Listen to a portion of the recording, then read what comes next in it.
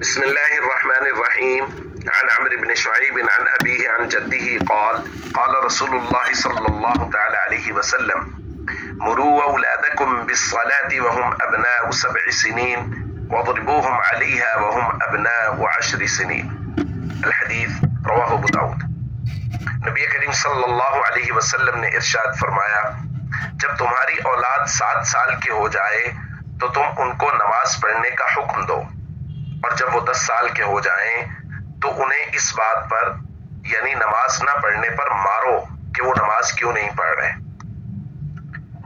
دوستو، شریعت کا مزاج یہ ہے کہ شریعت نے ہمیشہ بچوں کے ساتھ شفقت کرنے کا، محبت کرنے کا حکم دیا ہے، اور ان کو ترغیب کے ساتھ کام کرنے کے بارے میں کہا گیا ہے کہ ترغیب سے کام کروائیں۔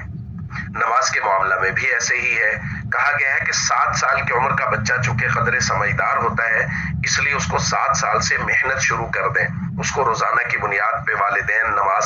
سنائیں، روزانہ ان کو نماز سنائیں تاکہ کچھ ہی دنوں میں ان کو یاد ہو جائے۔ دیکھیں، روزانہ نماز ہم وقت نکال کے بچے کو سنانا شروع کر دیں گے، 15-20 دن کے بعد اس کو خود بخود نماز یاد ہو جائے گی، پھر خود نماز پڑھیں اور اس کو دکھائیں کہ بیٹا ایسے نماز پڑھتے ہیں۔ یہ 3 سال کی پریکٹس ہے بھائی، 3 سال کی،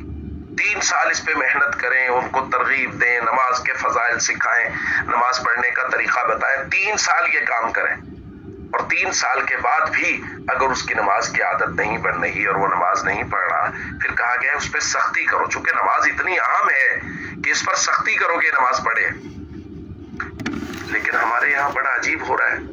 نماز کے معاملے میں ہی سختی نہیں ہو رہی، بس نہ اس کی ترغیب چل رہی ہے، نہ 7 سال کی عمر میں اہمیت کے ساتھ نماز کا کہا جا رہا ہے، نہ 10 سال کی عمر میں اس پہ سختی کی جا رہی ہے۔ باقی بچہ اسکول نہیں گیا تو سختی شروع ہوگی، وہ 6 سال کی عمر میں بھی شروع ہو رہی ہے، 5 سال کی عمر میں بھی شروع ہو رہی ہے، مار پیٹ بھی ہو رہی ہے بچوں کو اسکول نہیں گئے۔ جس چیز پر دنیا اور آخرت کی کامیابی موقوف ہے، نماز پڑھنا پابندی کے ساتھ، اس پر سختی نہیں کر رہے، اور یہ چھوٹے چھوٹے معاملات میں والدین جو ہے وہ بچوں پر سختی کیے جا رہے ہیں۔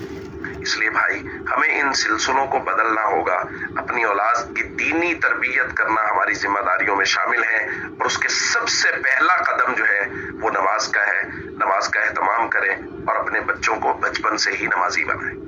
السلام علیکم ورحمۃ اللہ وبرکاتہ۔